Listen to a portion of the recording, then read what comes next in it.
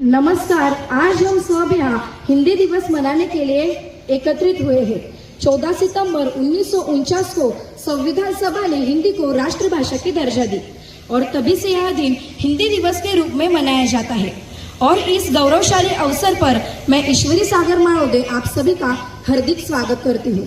हिंदी है भारत की पहचान, हिंदी से रोशन हिंदुस्तान, भाषाओं का है यह श्रृंगार, हिंदी पर हमको है अभिमान। अब मैं अपने विद्यालय के सह प्रधानाचार्य आदरणीय श्री ठाकरे सर इनसे विनम्र निवेदन करती हूँ कि वे इस कार्यक्रम के अध्यक्ष स्थान को स्वीकारें। धन्यवाद सर। अब मैं अपने विद्यालय के उपमुख्याध्यापक आदरणीय श्री ठाकरे सर और पर्यवेक्षक आदरणीय श्री पवार सर इनसे विनम्र निवेदन करती हूँ कि वे सरस्वती माता की प्रतिमा का पूजन करें।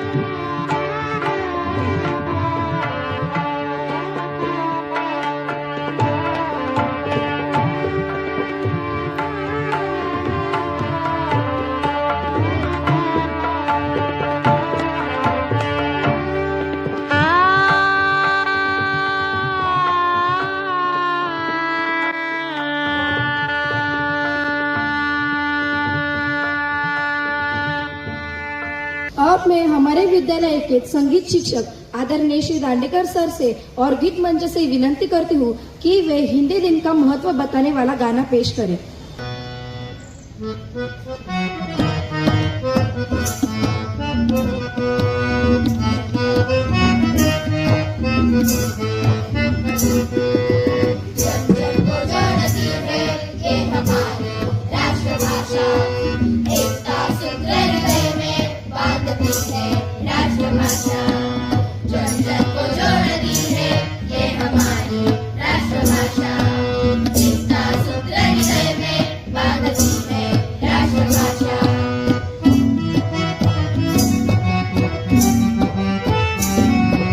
राष्ट्र का सम्मान बढ़ाती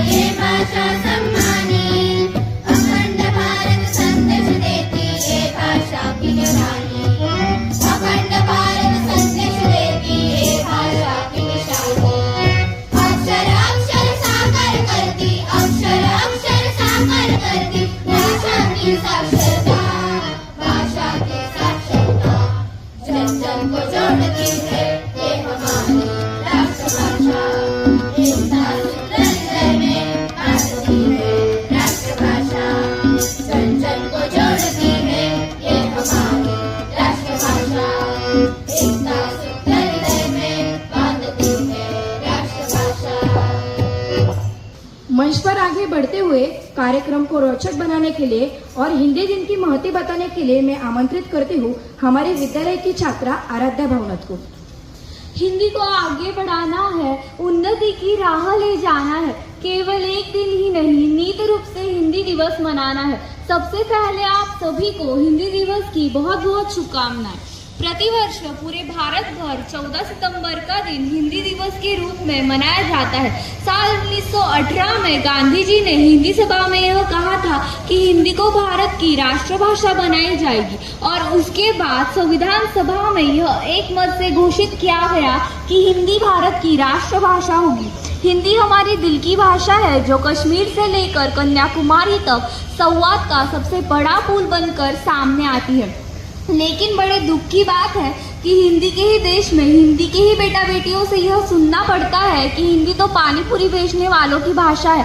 यह अंतर्मन को आहत कर देता है। साल 1899 लॉस एंजल्स अमेरिका हमारे भारतीय ज्ञान परंपरा के शिखर पुरुष स्वामी विवेकानंद जी से एक अमेरिकन ने पूछा, Swami ji how are you? Swami ji ने उत्तर दिया, मैं अच्छा हूँ। अमेरिकन को लगा स्वामी जी को अंग्रेजी नहीं आती होगी, पर उस अमेरिकन को टूटी फूटी हिंदी आती थी। तो अगला सवाल उसने हिंदी में पूछ लिया, भारत से यहाँ आकर कैसे लगा? स्वामी जी ने उत्तर दिया, I am feeling good, your country is beautiful. American ने पूछा, जब मैंने आपसे अंग्रेजी में सवाल पूछा तब आपने हिंदी में जवाब दिया, और जब हिंदी में सवाल पूछ रहा हूँ तब आप अंग्रेजी में जवाब दे रहे हैं, ये क्या पहली है? स्वामी जी ने उत्तर दिया, जब तुमने अपनी मातृभाषा में सवाल पूछा तो मैंने अपनी मातृभाषा में उत्तर दिया, लेकिन जब तुमने मेरी मातृभाषा का सम्मान करते हुए मेरी मातृभाषा में सवाल पूछा तब मैंने भी अंग्रेजी में उत्तर दिया। आज के दिन मुझे क्रांति पिता दयानंद सरस्वती का एक कथन याद आ रहा है, भूल करना बुरा नहीं है, भूल करते रहना बुरा है।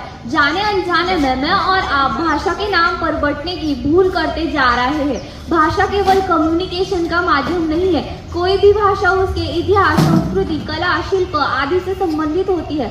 जब हम किसी भाषा को छोटा कहते हैं तब हम उसके इतिहास, संस्कृति, कला, शिल्प आदि को भी छोटा कह देते हैं। साल 1899 यह वही समय था जब अंग्रेजी को हिंदी से ज़्यादा कहा गया और हिंदी को अंग्रेजी से कम कहा गया। लेकिन हिंदी हिंदुस्तान की सिर्फ भाषा ही नहीं बल्कि पहचान है। हमको हिंदी का सम्मान करना चाहिए। प्यार मोहब्बत भरा है जिसमें, जिससे जुड़ी आशा है मिठी से भी मीठी, ऐसी हमारी हिंदी भाषा है। आप सभी को हिंदी दिवस की फिर एक बार बहुत बहुत शुभकामनाएं। धन्यवाद। अब मैं हमारे हिंदी विषय के अध्यापिका श्रीमती जाधव मैडम जी से विनंती करती हूँ कि वे हमें मार्गदर्शन करें।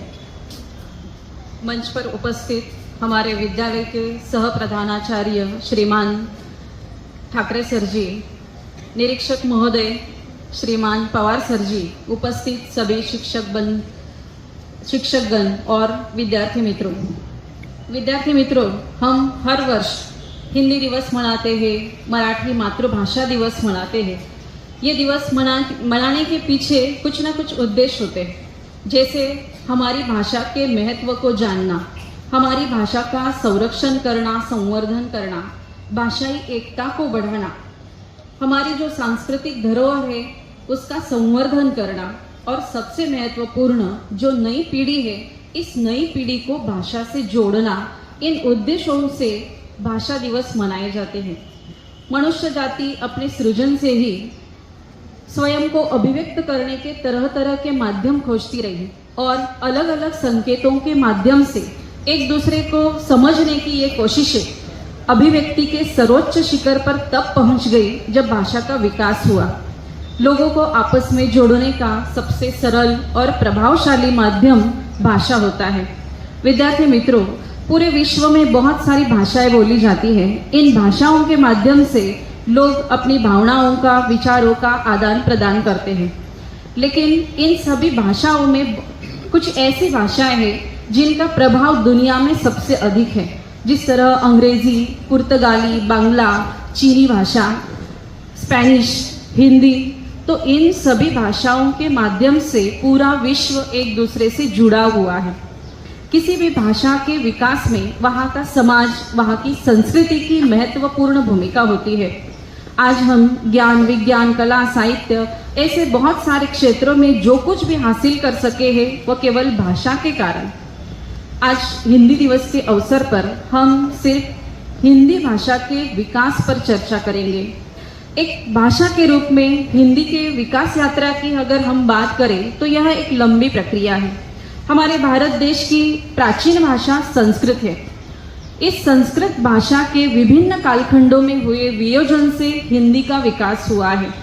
जैसे हिंदी से संस्कृत से पाली, पाली से प्राकृत, प्राकृत से अवहट्ट, अवहट्ट से पुरानी हिंदी और पुरानी हिंदी से नई हिंदी का विकास हुआ है।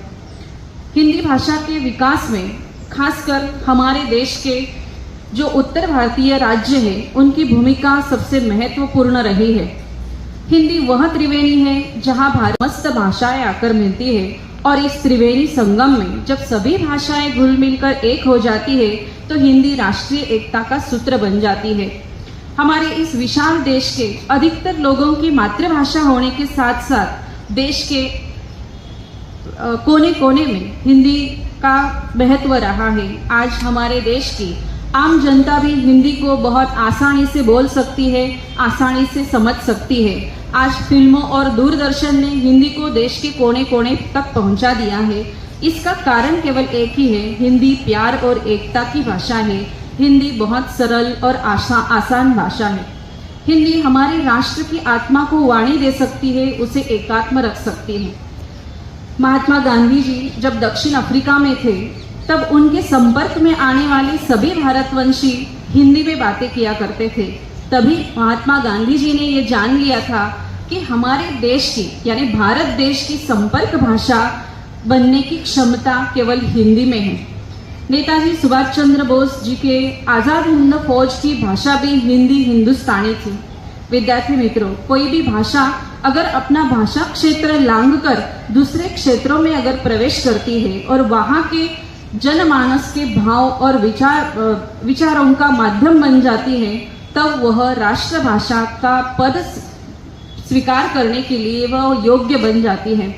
हमारे भारत देश में भी हिंदी को राष्ट्रभाषा का दर्जा देने की जब बातें शुरू होने लगी तब राजनीतिक कारणों से यह भ्रम हो गया था कि हिंदी अहिंदी भाषियों पर थोपी जा रही है। हमारे देश के कुछ राज्य इसे हिंदी के रूप में, हिंदी राष्ट्रभाषा के रूप में स्वीकार करने के लिए तैयार नहीं थे क्योंकि उन्हें अपनी मातृभाषा खो जाने का डर था। उस वक्त आचार्य विनोबाजी भावे ने उन्हें ऐसा करने से मना करते हुए कहा कि हमारे देश के दक्षिण वाले जो राज्य है उन्हें डरने का कोई कारण नहीं है क्योंकि वही राज्य हिंदी को राष्ट्रभाषा के रूप में स्वीकार करने के लिए तैयार नहीं थे। वो अगर हिंदी सीखेंगे तो अपने विचारों का आदान प्रदान पूरे देश में कर सकेंगे, ऐसा विनोबा भावे जी ने कहा था। महर्षि अरविंद घोष ने कहा था, जनमन को मानकर, जनहित को जानकर अगर हम हिंदी सीखेंगे, हिंदी का स्वीकार करेंगे तो ये जो हमारी जो राष्ट्रीय एकता है वह राष्ट्रीय एकता बनी रहेगी क्योंकि हमारे भारत देश की संस्कृति एक है और इसकी अक्षुण्ण कड़ी हिंदी है। हमारे इस विशाल और बहुभाषीय राष्ट्र को एक रखने की क्षमता केवल हिंदी में है।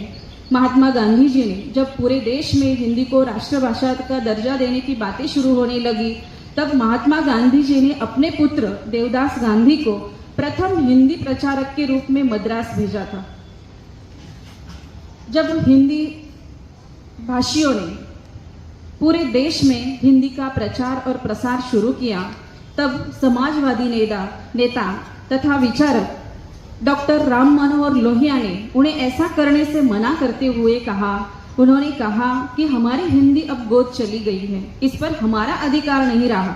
जो हमारी जननी थी आज वह सबकी माँ बन गई है।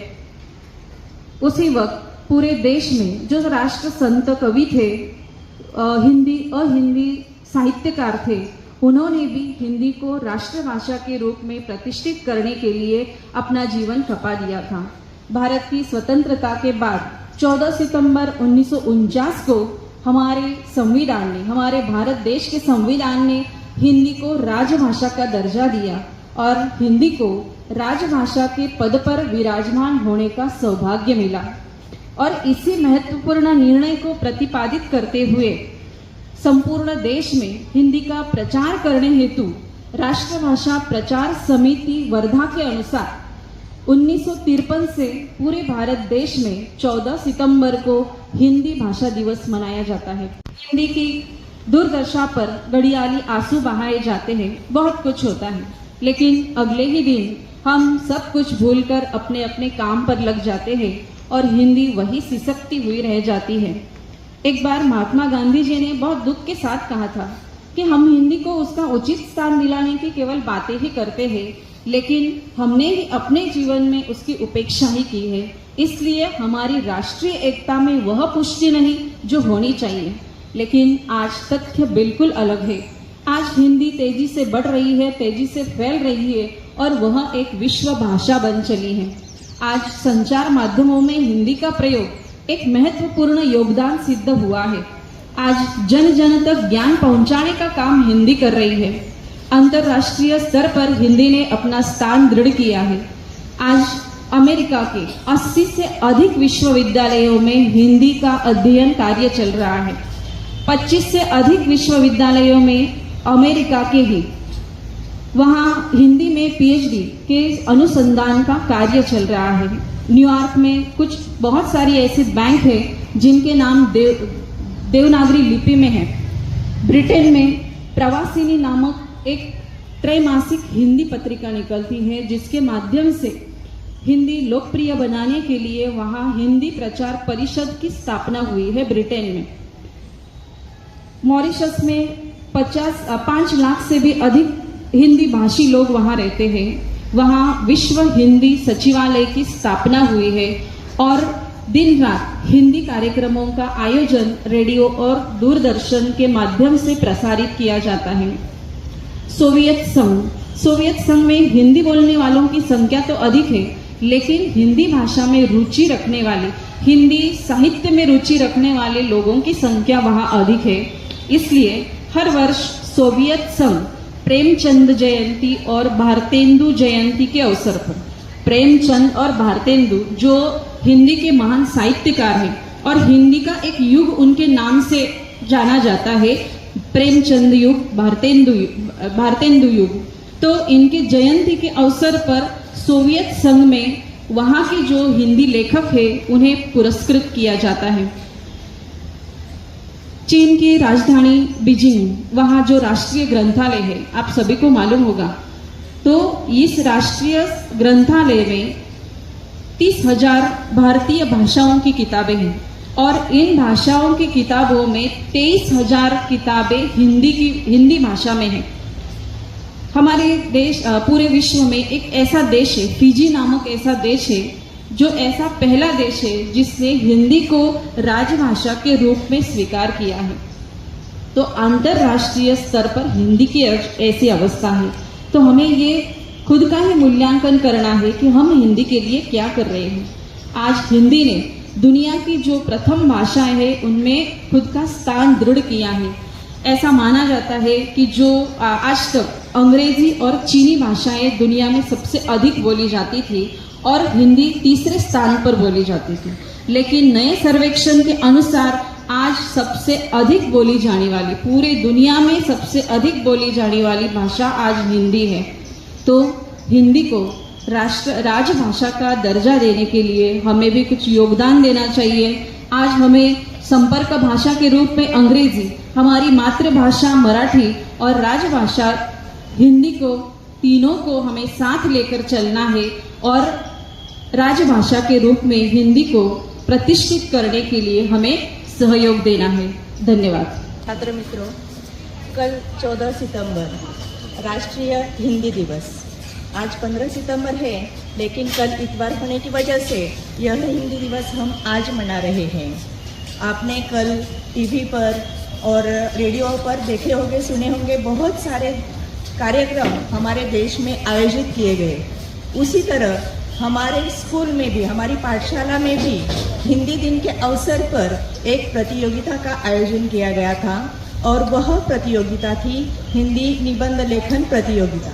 उस प्रतियोगिता में 5वीं, 6ठी और 7वीं कक्षा के ज़्यादा से ज़्यादा बच्चों ने हिस्सा लिया और उनमें से एक नंबर निकाले गए हैं। जिन छात्रों के मैं अभी यहाँ पर नाम बताऊंगी वो छात्र आए और हमारे विद्यालय के सह प्रधानाचार्य श्री ठाकरे महोदय और निरीक्षक श्री पवार महोदय, इनसे मैं विनती करती हूँ कि इन छात्रों को सम्मानित करें।